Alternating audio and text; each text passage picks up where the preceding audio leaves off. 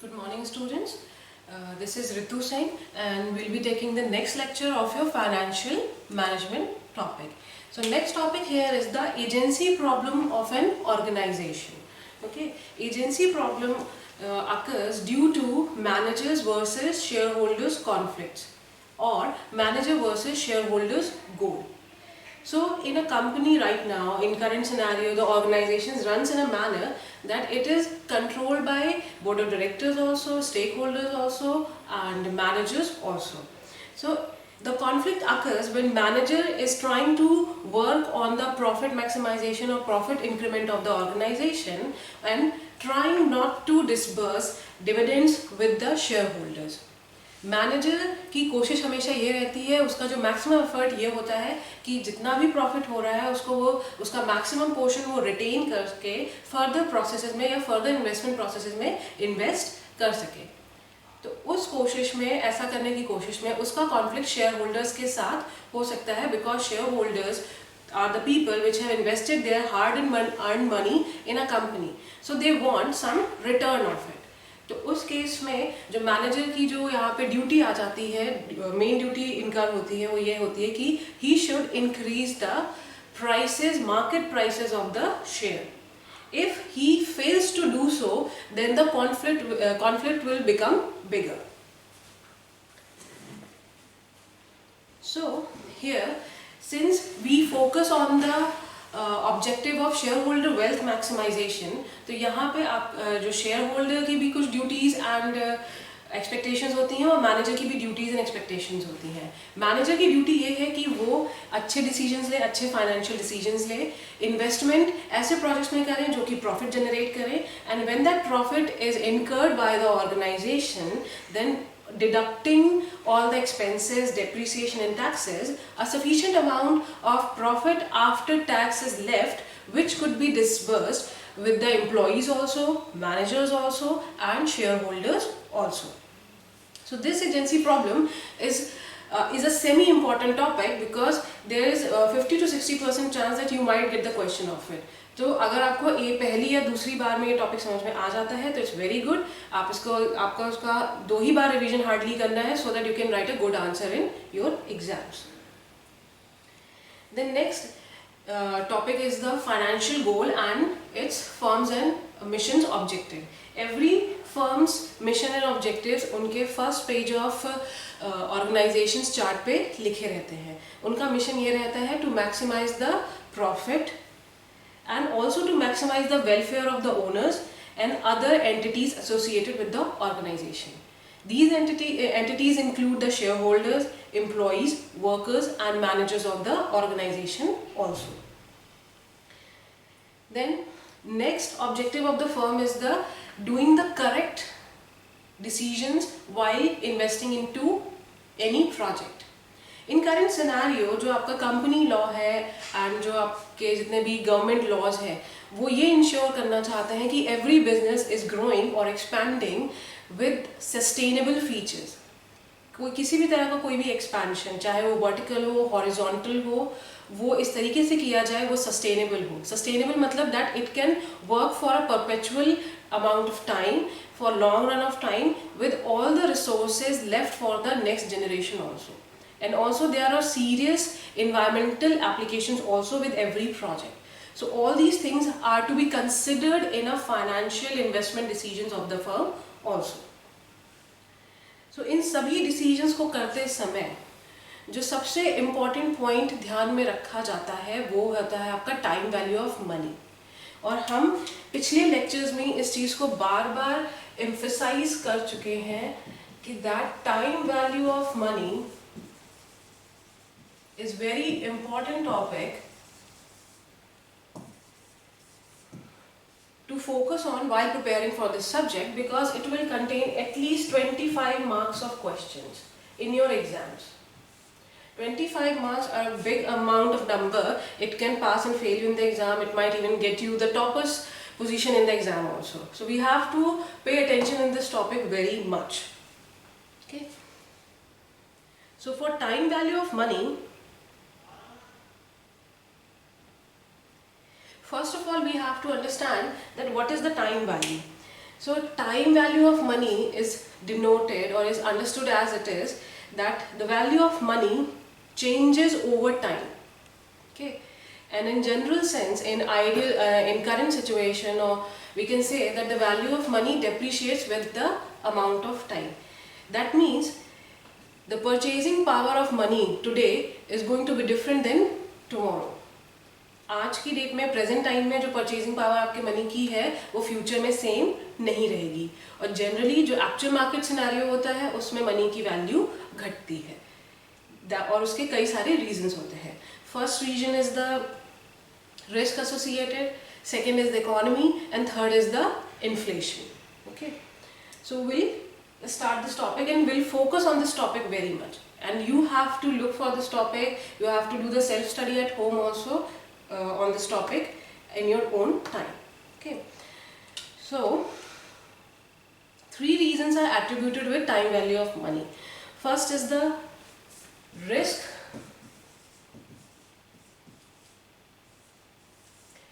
पहला पॉइंट है risk. Next is the preference for consumption. Preference for consumption.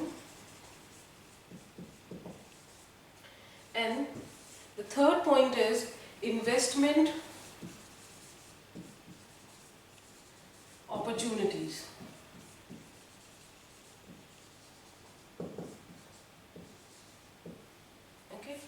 So these are the 3 reasons which are attributed to the time value of money.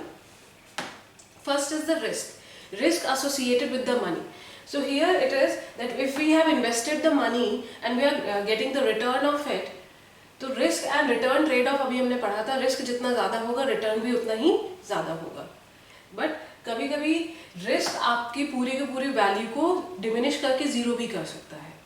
तो in a case when you are getting your money, you try to realize it as soon as possible so that you can minimize your risk.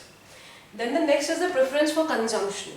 तो अभी हमने एक term use किया था purchasing power. Purchasing power of money which is in the present is not going to be same in future. So preference for consumption का मतलब यही है कि आज की डेट में जो आपके पास पैसा है और वो जो कंजम्पशन आपको करवा सकता है, जो परचेजिंग आपसे करवा सकता है, वो आप आज ही करने की कोशिश करेंगे rather than future. And the third is the investment opportunities.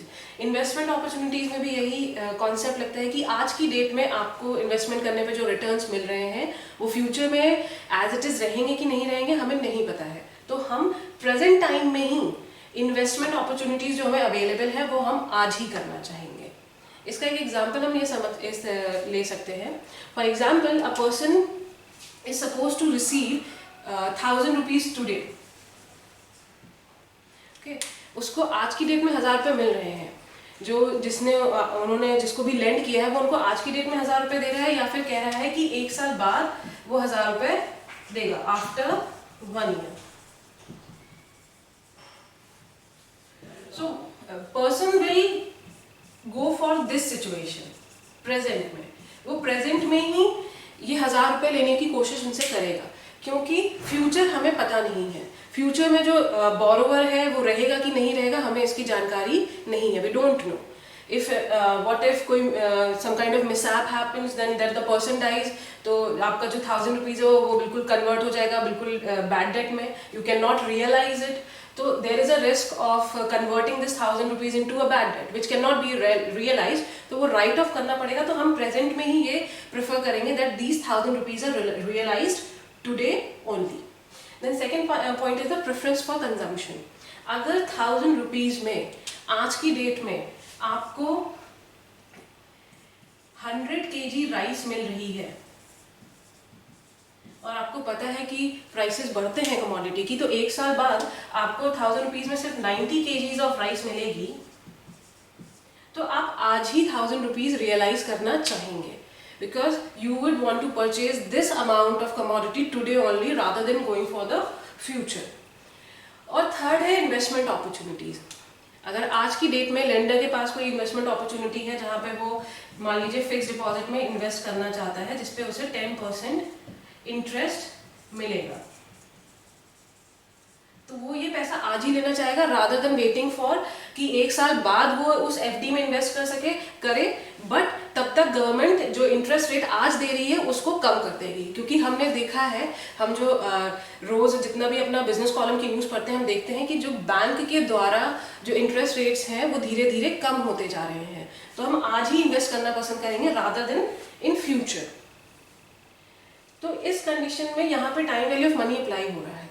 अब यहाँ पे इसको आप दूसरे एग्जांपल से समझिए कि लेंडर ने बोरोवर को 1000 रुपीज दिए हैं और वो आज रियलाइज करना चाहता है। तो पहली कंडीशन में जो हमारा बोरोवर है उसने कहा कि या तो आज आप हमसे 1000 रुपये ले लीजिए या फिर 1 साल बाद लीजिए 1000 रुपये। तो इस कंडीशन में जो हमारा लेंडर है वो 1000 रुपये आज ही लेना चाहेगा। बट अगर बोरोवर उनको ये कहे कि मैं 1 साल बाद जब आपको रुपए दूंगा तो इंटरेस्ट के साथ पेमेंट करूंगा, 10% इंटरेस्ट के साथ, तो उस कंडीशन में शायद हमारा जो लेंडर है वो उस कंडीशन को एक्सेप्ट कर ले। यानी कि 1000 रुपीज वो फ्यूचर में देगा प्लस 10% ऑफ इंटरेस्ट लगा के, यानी कि 10% ऑफ इंटरेस्ट कितना हो जाएगा आपका 100 रुपीज। यानी कि वो ये कह रहा है कि फ्यूचर में वो आपको 1100 रुपए देगा 1 साल बाद। तो ये कंडीशन हमारे लेंडर के लिए एक्सेप्टेबल हो सकती है, क्योंकि वो आपको 1 साल का जो रिक्वायर्ड रेट ऑफ रिटर्न है, इंटरेस्ट रेट है जो उसको उस एफडी पे मिलने वाला था या उस परचेजिंग पावर पे मिलने वाला था, वो उसको आपको पूरा करके देगा। वो आपके रिस्क को मिटिगेट कर रहा है। तो ये इस कंडीशन में हमारा लेंडर फ्यूचर पेमेंट को एक्सेप्ट कर सकता है if the borrower is promising him that he will pay the principal also with interest amount also. तो this is the time value money which we are going to study further in most of the chapters. तो अभी हमने एक word की बात की, एक term हमने यूज किया required rate of return. Time value of money में जो required rate of return होता है आपका,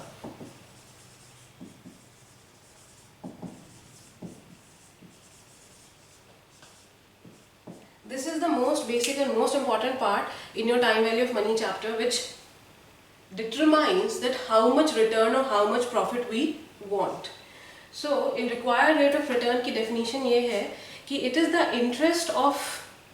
interest rate which is applied on your any investment that you will get your future profit in the absence of risk.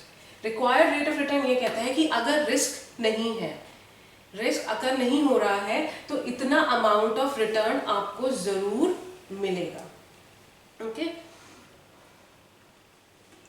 और अभी हमने एक example तो पढ़ा ही था कि हमारे लेंडर ने 1000 रुपीज आज की डेट में लेंड किए हैं, तो वो 1000 रुपीज आज लेना पसंद करेगा और अगर फ्यूचर में भी उसको पेमेंट हो रही है तो वो विद इंटरेस्ट पेमेंट लेना ही एक्सेप्ट करेगा।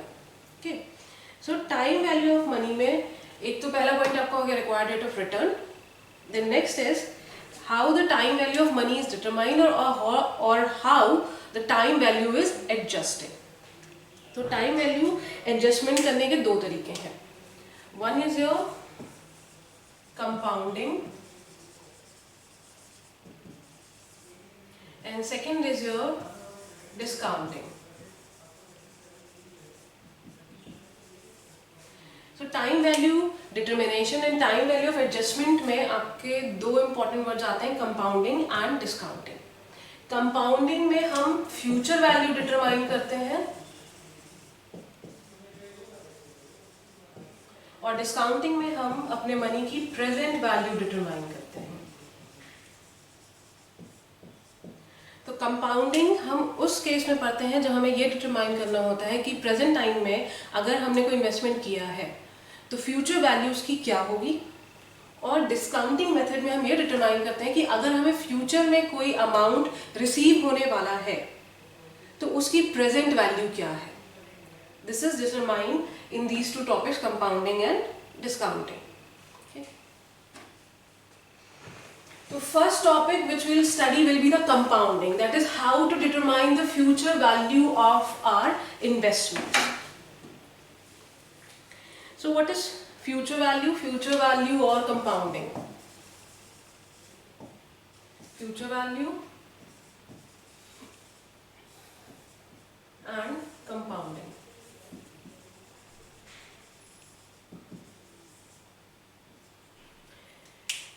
So in compounding case, the simple definition is that we determine the compound interest which is applied on the investment and determine that how much future money we will receive. This is very easy. यहाँ पे इसको आपको कतई डरने की जरूरत नहीं है कि ये डिफिकल्ट टॉपिक है. ये सिंपल आपका कंपाउंड इंटरेस्ट का फॉर्मूला इसमें अप्लाई होता है जो कि आप 8th स्टैंडर्ड से पढ़ते आ रहे हैं. हमने 8th स्टैंडर्ड में ही सिंपल इंटरेस्ट, कंपाउंड इंटरेस्ट के क्वेश्चंस मैथ्स में किए थे. That same formula is applied here in this topic also. So compound interest का जो formula था वो हमने क्या था उसमें पढ़ा था, amount is equals to principal into 1 plus interest rate upon number of years. Okay, this was our compound interest formula जिससे हम ये डिटरमाइन करते थे कि अगर हमने आज की डेट में इतना प्रिंसिपल लेंड किया है, उस पर एक certain amount of interest apply हो रहा है और नंबर ऑफ ईयर्स जिसके लिए वो इन्वेस्टमेंट किया गया है, तो फ्यूचर अमाउंट वो आपको कितना जनरेट करेगा. This is the simple concept of your compounding value. इसका जो बेसिक फॉर्मूला है that is your future value is equals to present value into 1 plus I power n, where FV is the future value, PV is the present value, I is the rate of interest applied, and n is the number of years.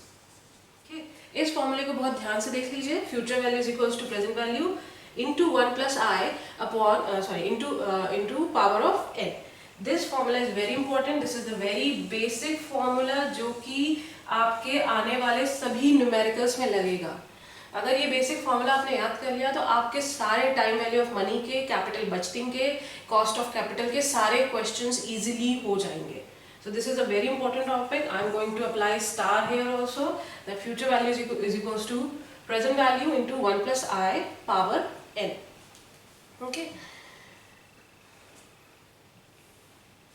So this is the formula, basic formula for the compounding interest of your time value of money. Okay. And this 1 plus I power n, ये जो आपका factor है इसको हम collectively अगर अलग से बोलें, अलग से बताने की कोशिश करें तो this portion only 1 plus I power n is called your compound value factor. तो इस क्वेश्चन करने के दो तरीके हैं. या तो आपके पास टेबल हो, डिस्काउंटिंग या कंपाउंडिंग टेबल्स आपको प्रोवाइड की जाए एग्जाम में, जिससे आप डायरेक्ट वैल्यू देख के फॉर्मूले में रख के अपना आंसर निकाल सकते हैं. और अगर आपको वो टेबल्स नहीं भी प्रोवाइडेड है तो आपको बस एक नॉर्मल कैलकुलेटर की जरूरत है. Then also you can easily calculate this numerical questions. आपको कतई डरने की जरूरत नहीं है. बहुत ही ठंडे दिमाग से आपको क्वेश्चन करना होगा. Even if you don't have the tables you can easily do it by your calculators. और अगर आप प्रॉपर प्रैक्टिस करेंगे घर पे तो आप तब भी आपको कैलकुलेटर की भी जरूरत नहीं पड़ेगी क्वेश्चंस करने के लिए. ओके.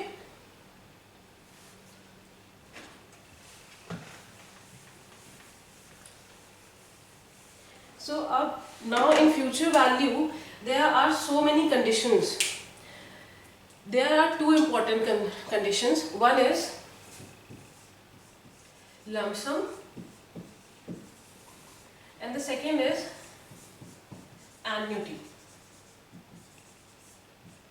पहली कंडीशन में क्या होता है, we talk about the single value. Single value और सिंगल अमाउंट. तो जब हम सिंगल अमाउंट की बात कर रहे हैं या फिर we are talking about unequal amount every year. So when your calculation includes either single amount or unequal amounts every year, तो आपका lump sum का केस अप्लाई होता है. And when we are talking about equal amounts or equal payments every year, तो आपका annuity का case apply होता है. ठीक है. तो लमसम की टेबल और एन्युटी की टेबल आपको बुक्स में अलग अलग मिलेंगी, उनकी वैल्यूज भी अलग अलग होती हैं। Okay,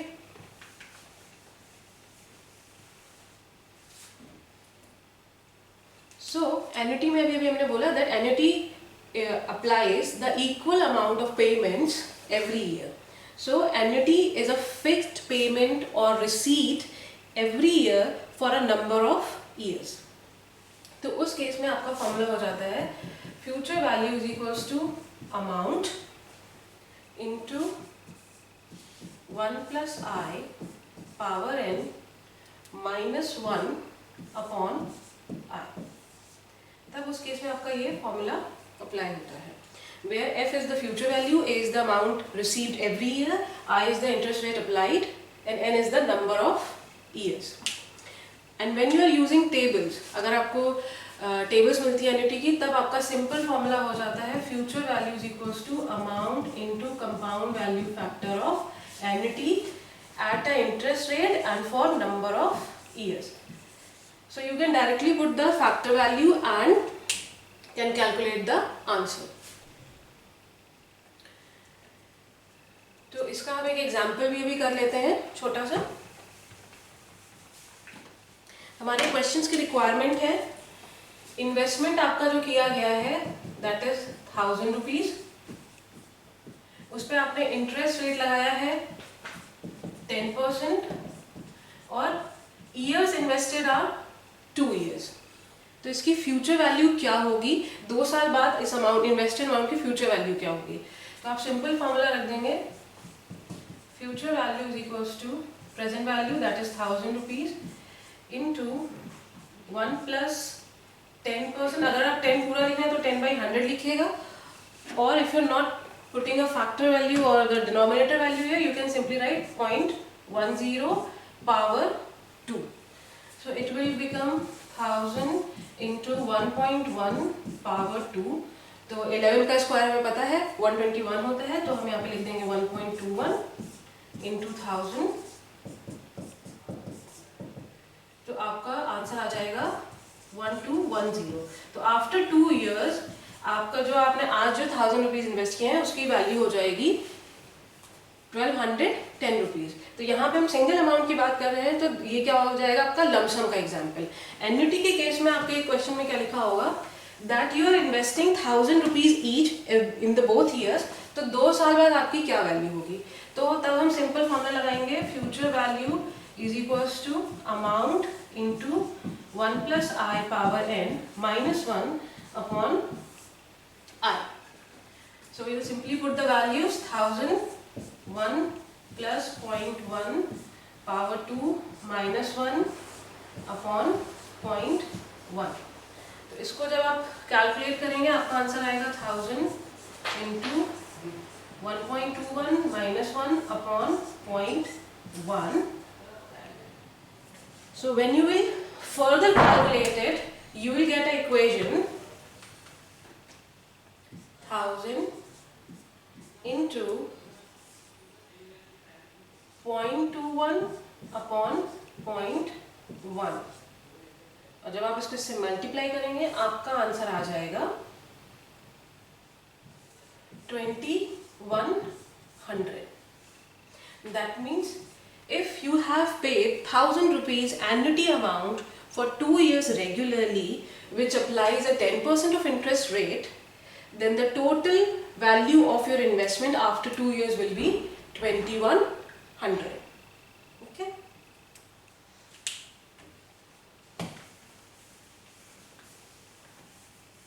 so these are some very simple examples जो कि आपके 1 नंबर के क्वेश्चंस में एग्जाम में आ सकते हैं। Then the next point here is sinking fund. What is sinking fund? Sinking fund is a simple definition जो कि आपके 1 नंबर के क्वेश्चन में पूछी जा सकती है। Sinking fund is a fund which is created out of fixed payments each period to accumulate for a future sum. So it is a fund created for future expenses.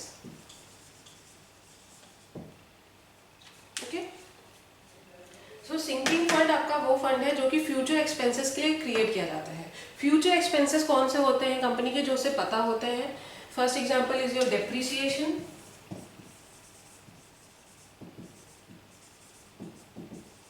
And second example is your interest payment. तो यहाँ पे जो दो example है, एक आपका depreciation, दूसरा आपका इंटरेस्ट पेमेंट. ये दो मैंडेटरी एक्सपेंसेस हैं किसी भी ऑर्गेनाइजेशन के. तो डेप्रिसिएशन, जो आपके पास जितने भी फिक्स्ड एसेट्स हैं, प्लांट, मशीनरी, बिल्डिंग, इसमें डेप्रिसिएशन होगा, ज़रूर होगा. ये एक मैंडेटरी एक्सपेंस है जो कि बुक्स ऑफ अकाउंट में मैनेज किया जाता है. तो इस डेप्रिसिएशन अमाउंट को सिंकिंग फंड में ही जमा किया जाता है. और जो इंटरेस्ट पेमेंट, आज की डेट में कंपनी ने जितने भी बॉन्ड्स एंड डिबेंचर्स इशू किए हैं मार्केट में, और जो कि फ्यूचर में उन्हें उनकी इंटरेस्ट एंड प्रिंसिपल पेमेंट्स करनी है, तो उसको भी वो सिंकिंग फंड में ही जमा करने लगते हैं, एक्यूमुलेट करने लगते हैं, so that when finally the time comes they are able to pay off their bond holders. So this is also another important topic related to your future value. Okay, so for this lecture we are going to keep the topic here only. This covers your future value. Future value में दो important conditions है, lump sum and annuity. lump sum की condition आपकी तब अगर होती है when you are paying single amount or unequal amounts every year, and annuity की conditions आपकी तब create होती हैं when you are paying single amount or when you are paying same amount or when you are receiving same amount every year. उसका हमने एक numerical कर लिया. और फ्यूचर पेमेंट से रिलेटेड एक हमारा बनता है सिंकिंग फंड, जो कि कंपनी के फ्यूचर एक्सपेंसेस को कवर अप करता है, जिसके दो मोस्ट इंपॉर्टेंट एग्जांपल हैं आपका depreciation and interest payments of your bonds and debentures. Okay, so next lecture we will cover the present value topic. So I'll request you all students to be present for the next lecture, and thank you so much for listening so patiently with this lecture. Thank you so much.